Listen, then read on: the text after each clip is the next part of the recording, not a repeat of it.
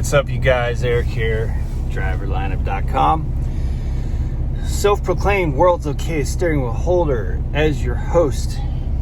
Is freaking cold. You're probably wondering why there's steam coming out of my mouth inside my truck. That's because my truck's been parked with the power cut off all night long. I just got into it and started it up. Why? Well, there's a restaurant here and a hotel right there. We were in that hotel last night. See if I can get you guys in right there so I can finish the story for you. But first, we're in Michigan, by the way. But first, before I get into that, I want to tell you that I've gone through a similar situation in training back 2 years ago. When I was in TNT,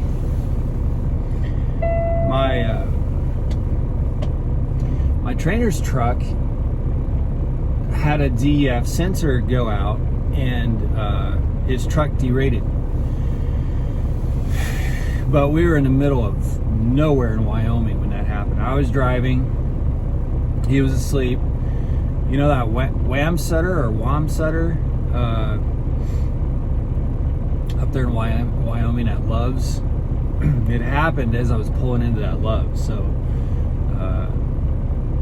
I, get over in the parking lot, wake him up. I'm like, hey man, truck's got, check engine light. It looks different in Freightliner. I don't remember what it looked like.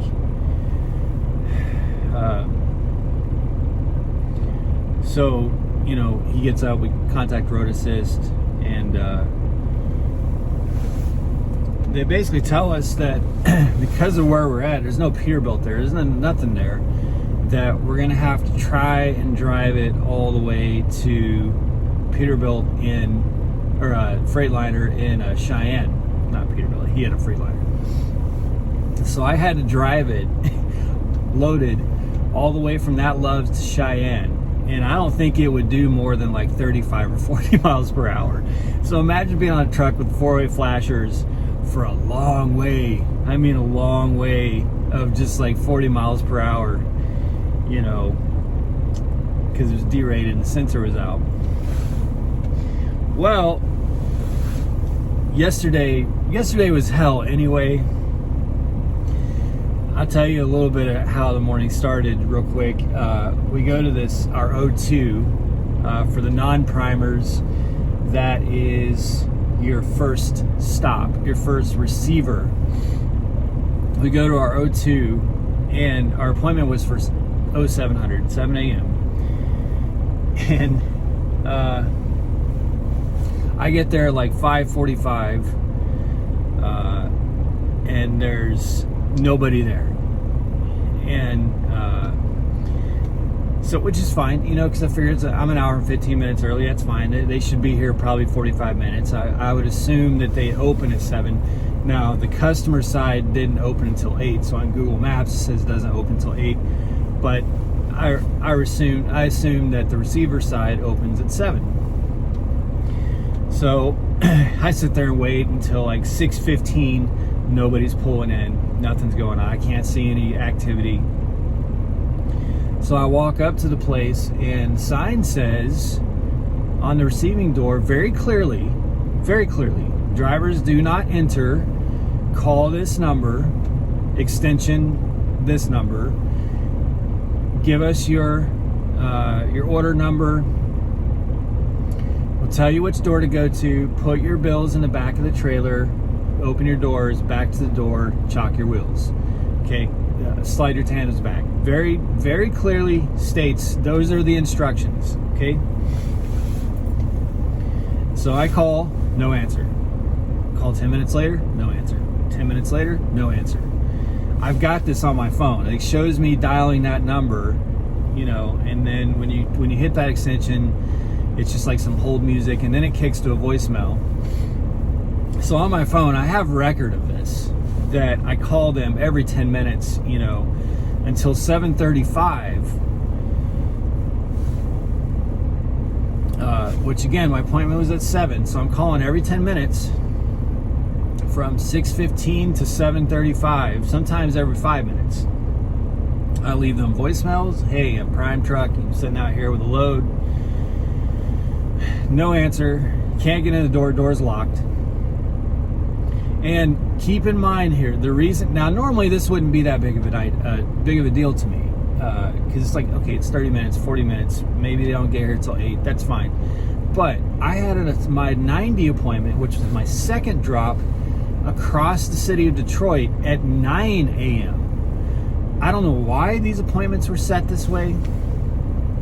I assume it's because the second drop only had the 9 a.m. appointment. Like, they didn't have one later, because this was meat. So I assume the sales was just like, look, we'll just have to see we'll just hope for the best, when they book this load. The only way that I would have been able to make the 0900, the 9 a.m. appointment, would be for them to have unloaded me at like 6:30 at this O2, and then like get out of there like 7:15, maybe 7:30 at the latest. Because I had 45 miles to go across Detroit during rush hour on a Monday morning to get to that 0900. But if I couldn't make it to that because of the second shipper, it's not my fault, So the reason I accepted the load, I was like, okay, well, assuming that it takes 20 or 30 minutes, which I'm not going to assume, but let's say it takes 20 or 30 minutes to get unloaded, I can make that 9 o'clock. Well, 7:35, still no answer. So I'm like messaging dispatch saying, hey, I'm still sitting out here in the truck. Like, there's no answer. There's nobody here. I don't think I'm going to make that 9 o'clock. I'm just letting you know right now. So then all of a sudden, 3 trucks, Super Trucker, Long Nose Pete's, really nice trucks with a long wheelbase and everything, really nice trucks. All 3 come in together, which I assume they're 8 o'clock appointments. But they all come in, this is a really tight place too. They all come in and one after another, back right into it, open their doors, back right into a dock, and sit in their trucks. And I'm like, WTF? Like, what are you talking about? What is this? And I go talk to one of the drivers, and he's like, oh yeah, you just it's a free-for-all. You just get to a door when you get here, and then whoever's at a door first is who gets unloaded. They don't talk to you. They don't communicate. You just back to the door, and if there's a truck back to the door, they come out, they look at the bills in the trailer, or they open the door, look at the bills in the trailer, unload the truck. So I was so pissed. Oh, I was so pissed because there was no instruction to that whatsoever. And a lot of shippers, or receivers, if you just back to a door, without having that instruction given to you, and it's not in the directions from Prime, they're going to be pissed, They're going to be like, hey, what the hell are you doing? So there was no indication that I'm supposed to just pick a door. So finally I see one of these lumpers walking around, and at this point, there's not a door that I can get to. It's too tight, and because all those long-nosed Pete's had taken the doors that were closest to the entrance, like you could not, no truck, full-size truck, could get to the 2 other doors because they had all these straight trucks in front of the doors. I wasn't even going to attempt it. It was not even remotely close to possible. So I finally see this dude. I'm like, hey man, I've been sitting out here since 5:45. I had a 7 o'clock appointment. He said, well, did you get to a door? I'm like, well, obviously not. You haven't unloaded me. He goes, well, these 3 got to a door first. They have 8 o'clock appointments, so we're going to unload them first. And as soon as one pulls out, you can go back into one of those doors, and then we'll get to you. I'm just like, are you effing kidding me? What the F? So communicate this with dispatch, and they're like, okay. And then of course, and this always happens on weekends and Mondays, always. I don't know about you guys that drive for Prime. For me, this always happens on weekends and Mondays, always. If something happens with your appointment that's not your fault, and you can't get to the appointment on a weekend or on a Monday, Prime And I love you, Prime, but I'm always going to say it like it is, and I'm always going to be transparent with my audience, and I'm always within reason. I'm not giving away company secrets or anything like that. Prime usually makes no effort to communicate late appointments on weekends or Mondays. In my experience, you'll get a message saying, okay, we'll let the customer know. They ain't letting the customer know. Especially if it's one that they don't think that they can get changed. They basically drop you into a war zone from an airplane, pat you on the back as you jump out of the airplane, and then watch you go down there and land in this jungle, and then cut off communication. Like, good luck. Don't get shot. Don't get killed. Accomplish the mission. That's pretty much the way it goes. So we get this message back. All right, well, we'll see if we can get this appointment moved. I never intended to, because there were no more appointments after that for yesterday, which was Monday. So that wasn't going to happen. But that's not what was communicated to me. I assumed that was the case anyway. When we left, it didn't take too long to get us unloaded finally at that O2. But we were still 45 minutes late to the 90. And all the way over there, Jenna had woken up, and I was just going to keep driving. I was just going to finish out that 90. So we got there like 9:45. And Jenna woken up, and I told her, I was like, man, it's Monday morning. Prime did not communicate with them. I bet you anything. And it was a grocery DC too. And we get there, and sure enough, receiving office says, why are you guys late? You're late. I don't know if we can unload this. You guys are late. Why are you late? Like, SOB. No one from Prime contacted the customer, Fortunately, Jenna, she talked to them on the receiving office on the phone, and she was really polite, and she was able to get them to, be nice to us. So they finally did put us over at a door, and just the whole thing was maddening. The whole thing was frustrating. And I'm going to get back to my mechanical issues here in just a second, but I want to say this real quick, and I'm actually going to make another video about this. One of the things that's most frustrating about trucking, and I know that a lot of you are just going to say, oh, well, that's trucking, that's the way it's been for decades. Well, that's trucking because we tolerate it, That's trucking because we just say that's trucking. The only party that's a part of a contract for a load involves the broker, in our case it's Prime, the driver, which is me, and the customer, the shipper and receiver, right? Those are basically the three parties, the broker, the driver, the customer, that are involved in that contract. The party that can completely ignore and avoid or just do their own thing is the customer. And I know, in business, the customer's always right, but when you have a contract,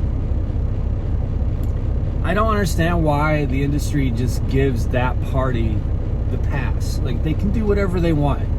They can ignore your appointments. They can hold you there for 10, 24, 36 hours. They can do whatever they want. And there's no real consequences. Usually the only financial consequences are $100 in detention or something, nothing significant or substantial. Like, there's no real consequences for breaking contracts. And it's so frustrating, because it messes with our livelihoods. Anyway, I'm going to talk more about that in a video soon. But, so that rant is over. So anyway, we get to the second shipper yesterday, and I'm already like livid. It's a bad day. As soon as we pull into this receiver, boom, I get to check in. The dreaded check engine light on the Pete. The dreaded check engine light. And it's the yellow one, not the red one, so it's not like Mayday, Mayday, pull the effing truck over right now. I got no faults or anything, no alerts. So go ahead and deal with the shipper. Jenna talks to them. I get into the door. I lift the hood. I make sure that I'm not seeing anything, no leaks. I messaged Road Assist about it. And it just said, you got to connect it to the engine check tool, So Rotasys comes back and tells me that it's a NOx sensor problem. So it's got to go to the dealer. So it is basically the same code that I got in my TNT's trainer's truck. Only my truck didn't derate. It didn't lose power. So I was very fortunate to be able to drive at 36 miles because my fleet manager wanted us to take our empty trailer to a customer because they don't like them setting at dealerships, empty trailers, because sometimes they get stolen, sometimes they want to keep them in rotation. So we had to take our empty trailer to a customer, drop it off there, then go to here, which is 1 mile away from the dealership. And so fortunately I didn't lose power, didn't get derated, so it wasn't as bad as my trainer situation. I'm hoping it's just a simple sensor swap out or something like that, but anyway, that's our current situation. So yesterday was hell, man. Oh, it was so, and with this mega blizzard, winter storm gale they're calling it, moving in. If we had been able to load out yesterday or last night, we could have been south of all this madness, But now it's not likely that we get to leave Detroit until tomorrow, which would be Wednesday, which puts us in basically the most precarious spot you could be in. Like we are up here in Detroit, which means we have to go through that madness to get anywhere tomorrow. Like the blizzard's coming in tomorrow, and if I get my truck back tonight or tomorrow morning, that's going to be our situation. So that's another thing, if I hadn't had this damn check engine light, we would have already been long gone out of Michigan, long on our way somewhere south by now, certainly, because we're a team truck. Dude, I would have run all night, we would have been long out of here. So now we're trapped by this shit. So it's the way it goes, you guys. If you haven't come into trucking yet, you gotta have a head on your shoulders that can deal with this shit. That can get you through this, because it's going to happen to you. It's going to happen. It happened in my training. I was down for the count when I was solo in my Freightliner Cascadia. Had significant problems with that truck. Not too many. I mean, the truth is I don't have a lot of mechanical issues. It just looks like I do because, again, you guys are only seeing, a couple, like 10, 15, 20 minutes a day. So it's usually me telling you about the dramatic stuff, It's not that often that it happens, but it's going to happen to you. It's inevitable, You're gonna be knocked down. As I said yesterday, as someone said in one of my comments, sometimes you get the elevator and sometimes you get the shaft. In trucking, you're gonna get both. So have a head on your shoulders and have some money in the bank. It's where you can deal with this stuff. So anyway, it is nice to La Quinta Inn that had full 2-bedroom, 2-bathroom suites for $70. So I was like, okay, well, if we're gonna be stuck at this dealership, we're gonna go, get some good rest. So that's what we're doing. Anyway, I gotta take the truck over to Peterbilt, drop it off, get a ride back over to the hotel, and we're gonna do a live later today, talk with you guys, and go from there. All right, everybody, be safe, make good decisions, and as always, drive to thrive. Talk to you soon.